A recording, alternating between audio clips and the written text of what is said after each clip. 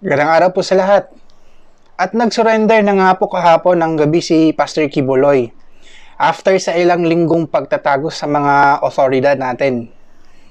Ang issue po ngayon is bakit ang kampo ni Pastor Kibuloy ay ini-insist na sumuko siya at hindi hinuli. Meron po ba itong implikasyon sa case na kinaharap niya?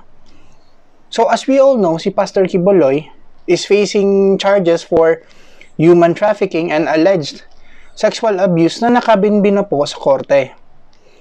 Ang rason kung bakit ini-insist ng kanyang kampo na siya ay voluntaryo na sumuko at hindi siya nahuli is because voluntary surrender under po sa batas natin ay isang mitigating circumstance na may epektong pababain ang original penalty na ibibigay ng korte sa akusado.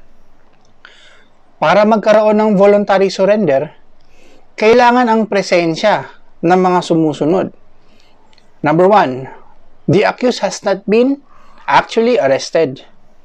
Number 2, the accused surrenders himself to a person in authority or the latter's agent.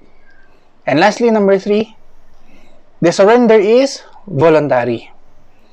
The essence of voluntary surrender is spontaneity and the intent of the accused to give himself up and submit himself to the authorities, either because siguro he acknowledges his guilt or he wishes to save the authorities the trouble and expense that may be incurred for his search and capture.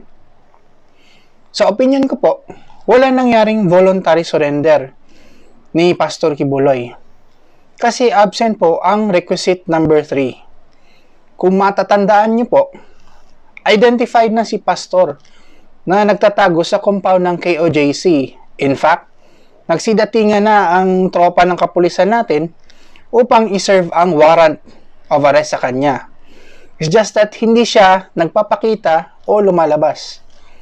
Dapat kasi for voluntary surrender to be appreciated, ay dapat hindi pa putukoy ng otoridad ang location na pinagtataguan ng akusado.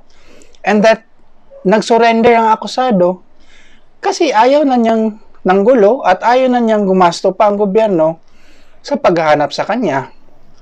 In this case, more than a week na po kinukordon ng ang KOJC compound ng ating kapulisan kasi may positive finding na sila na nandun si Pastor Kibuloy.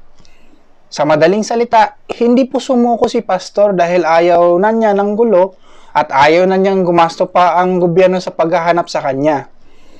Siguro sumuko siya dahil maliit na po ang tsansa niya na makapagtago sa compound, as in fact, tukoy na po siya sa mga special detection equipment ng ating kapulisan.